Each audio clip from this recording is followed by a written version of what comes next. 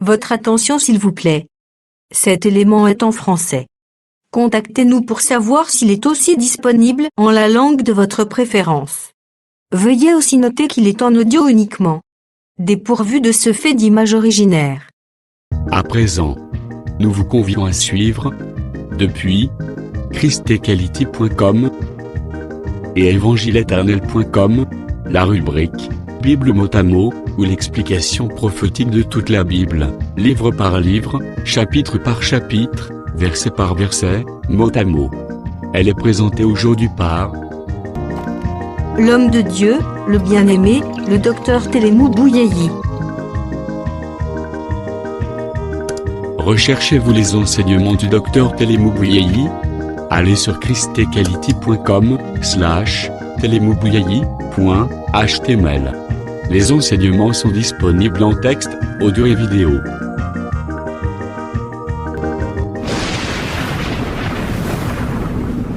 Bonne édification au nom de notre commun Seigneur et Dieu Jésus-Christ. Amen.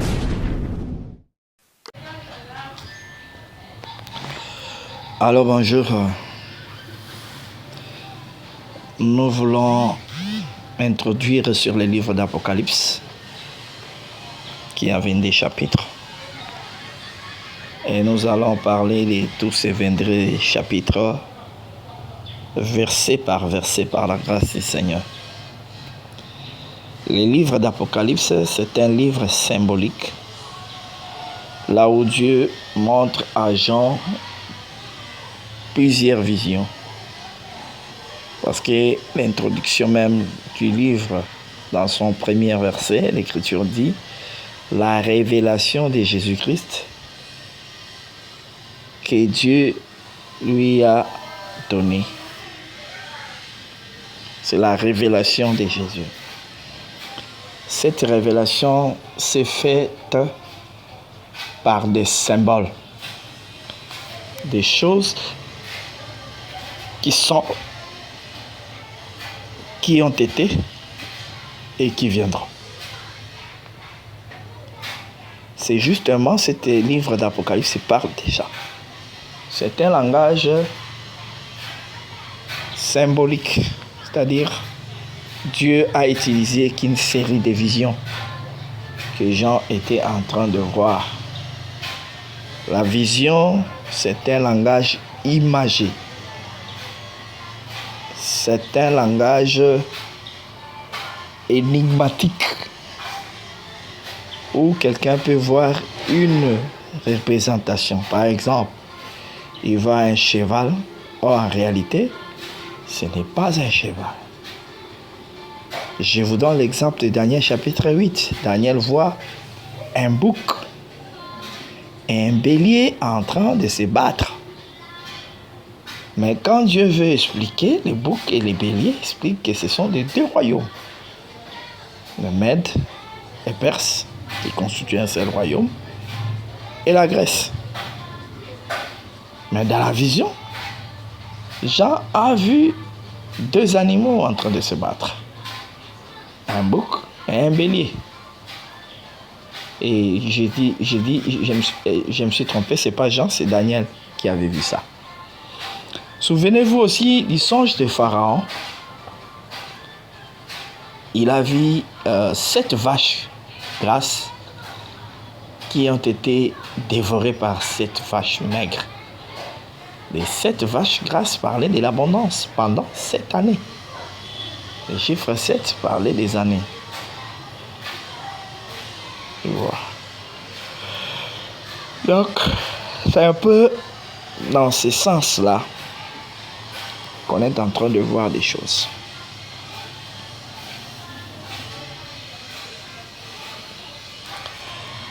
C'est ainsi le livre d'Apocalypse, dans son premier chapitre, c'est l'introduction générale. Là, on est en train de parler du pourquoi du livre, c'est-à-dire la révélation que Dieu a donnée pour montrer à Jean, afin que cela soit répandu dans le monde entier au travers de cette église. Voilà pourquoi on dit que ce que tu vois, mets-les dans un livre et envoie-les aux 7 églises. Toujours dans le premier chapitre, le Seigneur se présente comme quelqu'un qui se marche au milieu de cette chandelle. Il y a la présentation du Seigneur qui tient les 7 étoiles, qui parle de 7 anges de l'Église. Mais quand il entre dans le deuxième chapitre et le troisième chapitre, là on parle de cette église d'Asie, qui sont Éphèse, Smyrne, Pergame, Sardes, Philadelphie, Laodicée. Sans oublier l'église de Thyatire. Donc, dans ces 2 chapitres-là, on parle de la marche de ces églises, de ce que le Seigneur a prouvé à ces églises-là et de ce que le Seigneur leur reprochait. Quand vous entrez dans le 4e chapitre, là, on parle du trône de Dieu. On décrit celui qui est assis sur le trône, qui a double aspect, de jaspe et de sardonyme, c'est-à-dire il est le premier et le dernier. Et il est entouré de 4 êtres vivants, dont Ézéchiel avait vu comme étant les 4 chérubins, qui sont pleins d'yeux, qui ont tous, selon Ézéchiel, l'aspect du veau, l'aspect des lions, l'aspect de l'homme et l'aspect de l'aigle.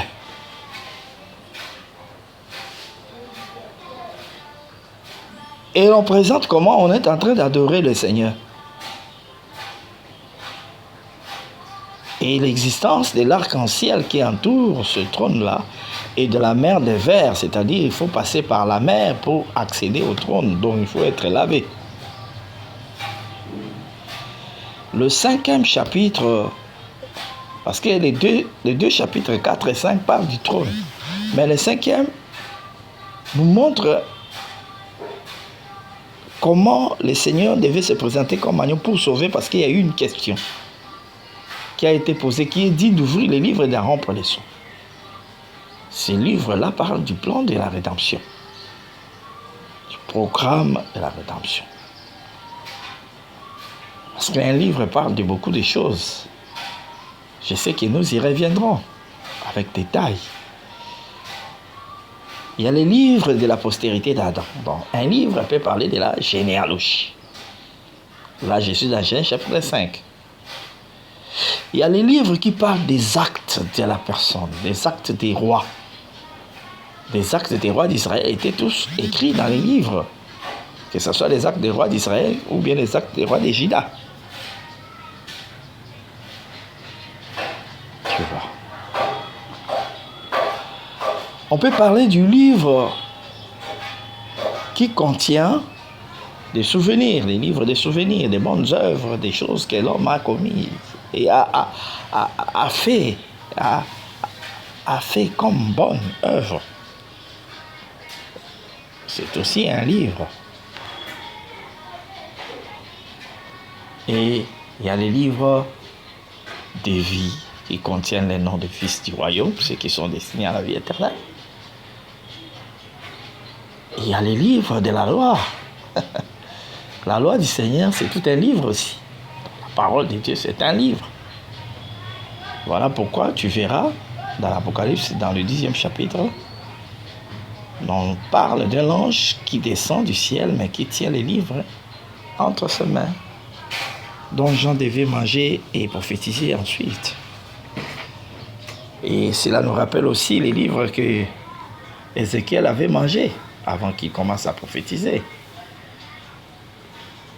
Dans Ézéchiel 1, si je ne me suis pas trompé des chapitres. Et quand nous rentrons dans le 6e chapitre, c'est là où il y a l'ouverture des sceaux. On parle de l'ouverture des sceaux. Il y a combien de sceaux? Il y en a 7. Et ces 7 sceaux sont étalés dans le 6e chapitre. Dans le 7e, il y a une brèche. Parce que là, on présente les 144 000 qui ont été scellés. On revient au 7e sceau dans le 8e chapitre du livre d'Apocalypse, principalement dans son premier verset. Et directement, là, on parle des trompettes dans ce 8e chapitre. Et ces trompettes vont du 8e chapitre, 9e chapitre. Il y a une parenthèse dans les 10e, on annonce le 7e trompette. Parce que les 8 et le chapitre 9 parlent des trompettes, ces trompettes-là qui sonnent, et il y a les malheurs qui est frappé sur la terre. Voilà pourquoi on ne peut pas parler du 7e trompette comme les trompettes de la grâce. Parce que les trompettes qui sonnent aujourd'hui, ce sont les trompettes de la grâce. Quand nous parlons des trompettes, on parle du trompette qui est la parole qui est prêchée. C'est ainsi, frères bien-aimés, nous ajoutons encore ceci. Toujours, je suis en train de donner les plans du livre. Je n'ai pas encore commencé à expliquer ou bien parler sur les livres d'Apocalypse. Et je suis seulement en train de donner les plans du livre. Mais ce n'est pas encore l'explication. J'ai dit ceci.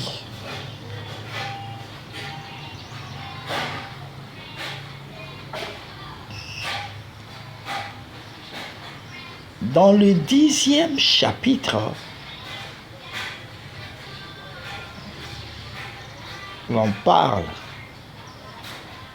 de l'ange puissant, enveloppé de la nuée, c'est-à-dire il vient pour détruire, il vient comme la pluie, la plus forte pluie, parce qu'il a l'arc-en-ciel dans sa tête. Et cet ange puissant rugit comme un lion. Proverbe nous enseigne que le rugissement du lion, c'est la colère du roi. C'est-à-dire, cet ange puissant descend pour manifester la colère. Donc,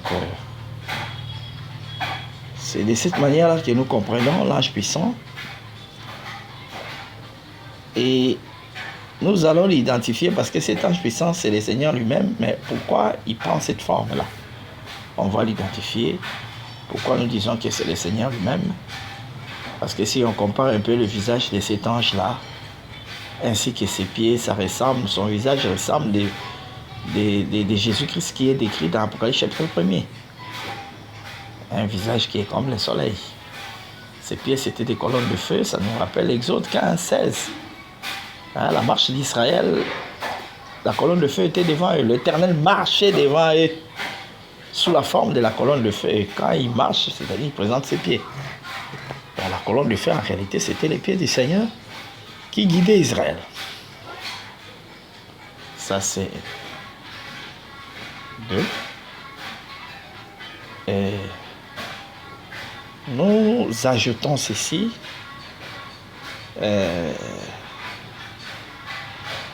Nous ajoutons ceci.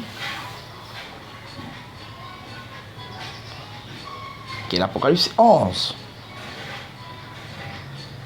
nous annonce, disons, nous montre les services des deux hommes et des prophètes qui seront envoyés en Israël pour prêcher et amener Israël à la repentance et au salut. Et ensuite, ça nous parle de l'accomplissement de la 7e trompette. Dans la partie du 15e verset. Et dans l'Apocalypse 16, Apocalypse, je suis dans 11. Oh là là, j'allais sauter plusieurs chapitres. Donc, dans le 12e chapitre du livre d'Apocalypse, l'on est en train de parler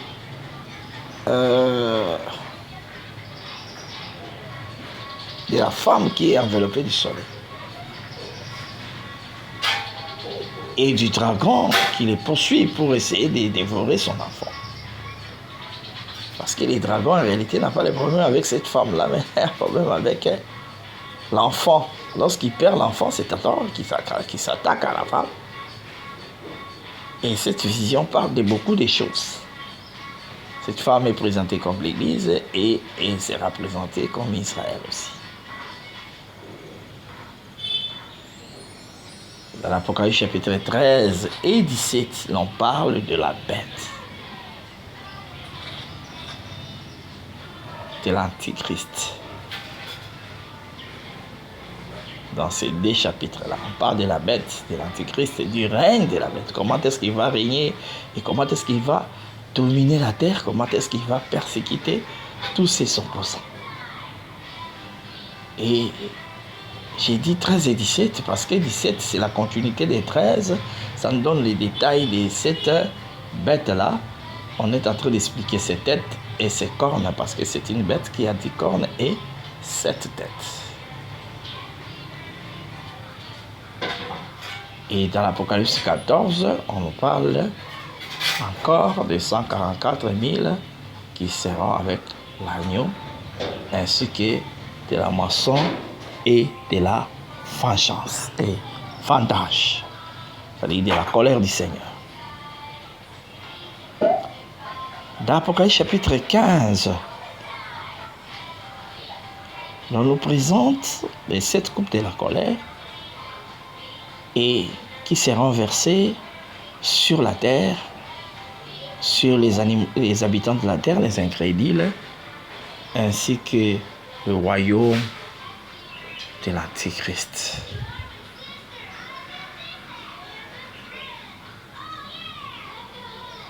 Donc, c'est un peu dans ce sens-là. On présente le royaume de l'Antichrist qui sera frappé par les 7 coupes de la colère. Ce sont les dernières fléaux qui doivent s'abattre sur la terre. Les premières commencent lorsqu'on sonne de la trompette. C'est-à-dire, ce sera pendant la prédication des 2 sons. Nous allons encore y revenir. L'Apocalypse 17, je l'avais comparé à l'Apocalypse 13 en disant que l'Apocalypse 17, c'était la continuité de l'Apocalypse 13. Et remarquez que dans l'Apocalypse 17, on annonce la chute de Babylone la grande, la grande prostituée qui est portée par la bête, mais qui sera dévorée, détruite, écrasée. Et son embrassement, on a étalé cela dans l'Apocalypse chapitre 18. L'Apocalypse 19 parle de la guerre d'Armageddon. C'est ce qui annonce l'Apocalypse 19. Apocalypse 20 parle de la résurrection. Parle de la prison du diable pendant 1000 ans. Parle du règne du Seigneur aussi pendant 1000 ans. Et parle aussi du jugement dernier. Parce qu'il y a plusieurs jugements. Comme nous l'avons soulevé dans notre enseignement sur Exode chapitre 18. Les trônes qu'on avait placés. Que les jugements commençaient au ciel. Le premier jugement, c'était le jugement du diable contre le diable. Contre ses mauvaises actions. Et le second jugement, c'était contre Adam, qui a accepté l'enseignement du diable et s'est opposé contre Dieu, ainsi que les autres jugements parlent. C'était du temps de Noé, Dieu a frappé la terre. Du temps de l'autre, Dieu a encore frappé la terre par le feu, du temps de Noé par l'eau. Et l'Apocalypse 21 parle de nouvelle terre et nouveaux cieux. L'Apocalypse 22 décrit la ville de Jérusalem nouvelle. Ça, ce n'est qu'une petite introduction. Et par la grâce du Seigneur, nous allons continuer cela dans les prochaines heures. Merci d'avoir suivi ce message et que Jésus-Christ vous bénisse. Si vous avez une question à l'intention de l'homme de Dieu, si vous voulez que l'homme de Dieu prie pour vous, si vous voulez vous confier à l'homme de Dieu, ou si vous voulez tout simplement bénir l'homme de Dieu, contactez-le directement si ses coordonnées sont disponibles depuis sa page. Sinon, contactez-nous et nous lui transmettrons vos préoccupations. N'oubliez pas de faire un tour à notre page évangélisation pour voir en quoi vous pouvez vous rendre utile à Christ par cette œuvre. Que Dieu vous bénisse tous. Amen. ChristQuality.com. Les cieux en un clic de la souris. Évangile-éternel.com, le site de l'Évangile éternel. Christ et Quality Fondation, équilibrer la manne ramassée dans le désert de sorte que chacun ait un maire. Branchez-vous sur ChristEquality.com ou sur évangile-éternel.com et vous attendra au rendez-vous. La radio mondiale évangile-éternel.com, enseignement non-stop. La télé prophétique, évangile-éternel.com TV. Enseignement quantique et documentaire biblique. L'église virtuelle, assemblée et culte de prière des saints, en ligne et en direct. La rubrique Pasteur et thème. Retrouvez tous les ministres de l'Évangile éternel, en vidéo, audio et texte. La rubrique Bible révélée, explication prophétique de la Bible, mot à mot. La rubrique questions et réponses, expose les réponses des ministres à vos questions difficiles et compliquées. La rubrique prophétie et actualité, décrypte pour vous, l'actualité, en rapport avec les prophéties bibliques. La rubrique Aréopage, ouvre à tous, et sans censure, le libre débat et exposition contradictoire. Évangile-éternel.com, démystifié au moyen de l'enseignement, des erreurs, des fausses religions, églises, doctrines et philosophie. Nos enseignements confrontent l'apostasie et les idées préconçues pour vous attacher à la saine doctrine. Vous y trouverez de l'exhortation, du réconfort spirituel et de l'incitation à vous sanctifier. Sur évangile-éternel.com, sollicitez une requête de prière, et les ministres et plusieurs saints prieront pour vous. Retrouvez des cantiques chantés par des saints et des cantiques instrumentaux. Venez y apprendre d'autres langues à travers la Bible audio multilingue. Les enseignements sont en toutes les langues. évangile-éternel.com, le site de l'Évangile éternel. Motivez-nous en souscrivant à l'une de nos chaînes YouTube, celle de votre préférence linguistique. Et venez évangéliser avec nous en partageant, autant que faire se peut, notre site web, nos YouTube channels ainsi que toutes nos publications. Merci de le faire et que Jésus-Christ notre commun Seigneur et Dieu vous bénisse tous. Amen.